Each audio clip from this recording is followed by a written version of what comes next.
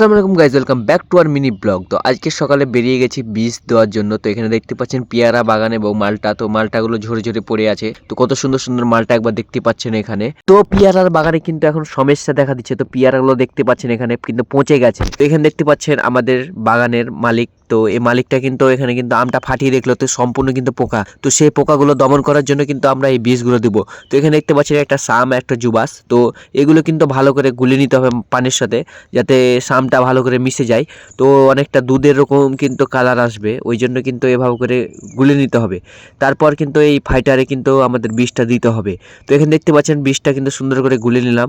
তো গুলে নেওয়ার পর কিন্তু এখন কিন্তু এই পাইপটা কিন্তু এখন ঠিক করতে হবে, মানে এই গানটা, এটাকে আমাদের এখানে গান বলে। তো এখানে গানটা কিন্তু লাগিয়ে দিতে হবে ভালো করে। তো এখানে দেখতে পাচ্ছেন এখানে কিভাবে করে গানটা লাগিয়ে দিলাম। তো এইটা না লাগালে কিন্তু এখান থেকে পানি বের হবে না। তো ওই জন্য কিন্তু দেখতে পাচ্ছেন এখানে কিন্তু লাগানো হয়ে গেল। তো পানি আসা শুরু করে দিয়েছে। তো স্পিডটা অনেক বেশি হয়ে গেছে, কারণ এত স্পিডে যদি পানি দেয় তাহলে কিন্তু পেয়ারাগুলো ঝরে যেতে পারে। ওই জন্য কিন্তু আস্তে আস্তে করে কিন্তু পানিটা দিতে হবে। তো এখন দেখতে পাচ্ছেন এখানে মালটাগুলো কত সুন্দর করে ঝরে পড়ে আছে। তো এই মালটাগুলো কিন্তু খাওয়ার উপযোগী, কিন্তু সময়ের জন্য খাইতে পারছে না কিংবা পেরে নিয়ে যেতে পারছে না। তো এখন আজকে কিন্তু কুড়িয়ে নিয়ে যাব বাড়ি। তো এখানে দেখতে পাচ্ছেন এখানে সুন্দর করে কিন্তু চারিদিক ভালো করে কিন্তু ধুয়ে দিতে হবে। তো এখানে দেখতে পাচ্ছেন এত সুন্দর ফুল। তো এই ফুলগুলো কিন্তু আসলে কোনো কাজের না, কারণ সামনে আষাঢ় মাস আসছে। তো এই আষাঢ় মাসে কিন্তু এই পেয়ারাগুলো নেয় না। তো এইটা পেয়ারাটা একটা সিজন আছে।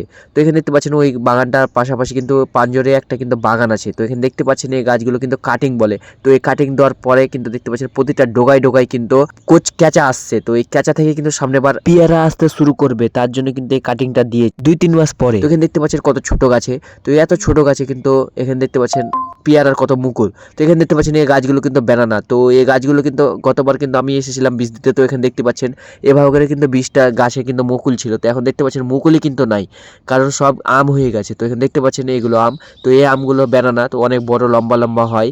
তো এখানে দেখতে পাচ্ছেন এখন ভালো করে ধুয়ে দিলাম। তো এখন ওই বাগান শেষ পর কিন্তু এই ছোট গাছগুলো কিন্তু ভালো করে ধুয়ে দিতে হবে, কারণ এই গাছগুলোতে কিন্তু অনেক মুকুল এসছে। কারণ এই মুকুলগুলো কিন্তু নিবে না, মুকুলগুলো কিন্তু ঝরিয়ে ফেলে দিবে। তো এখানে দেখতে পাচ্ছেন ঘাস মারা বীজ দিব। তো এই জন্য কিন্তু ঢোপ নিয়ে চলে এসেছি। তো ওইটা ঘাস দেওয়া মেশিন বলে। তো এখানে কিন্তু ভালো করে সেটটা করে নিলাম। তো দেখতে পাচ্ছেন এখানে চারিদিকে কিন্তু ভালো করে লাগিয়ে নিলাম। তো এখন ঘাস মারা বীজটা কিন্তু এখানে দিয়ে দিব। দিয়ে দেওয়ার আগে কিন্তু এখন মেশিনটা ভর্তি করতে হবে বালতিতে। তো এখানে ভাতটা ভর্তি করে নিলাম। তো এখানে দেখতে পাচ্ছেন এখানে এটাতে কিন্তু ঘাস মারা বীজ। তো এই ঘাস মারা বীজ কিন্তু এখন দিব। তো দেখতে পাচ্ছেন মগে কিন্তু পরিমাণ মতন ঢেলে নিলাম। তো এই বীজটি কিন্তু 4 মগ করতে হবে, মানে 4 বারে দিতে হবে। ওই জন্য কিন্তু পরিমাণ মতন ঢেলে নিলাম, এবং ঢেলে নেওয়ার পর কিন্তু বালতিতে ঢেলে নিলাম। তো এরপর কিন্তু 3 মগ পানি অ্যাড করলাম, কারণ 3 মগ যদি পানি না দিই তাহলে কিন্তু ভালো করে মিশ্রিত হবে না, কারণ পরিমাণ মতন দিতে হবে। অতিরিক্ত দিলে কিন্তু জমির উর্বরতা নষ্ট হবে, ওই জন্য কিন্তু পরিমাণ মতন দিতে হবে। তো এখানে দেখতে পাচ্ছেন বীজটা দিচ্ছি। তো আশা করি তোমাদের ব্লগটা ভালো লেগেছে। ভালো লাগলে অবশ্যই চ্যানেলটাকে ফলো এবং ভিডিওটা শেয়ার করে দেবে। দেখা হবে পরের ব্লগে।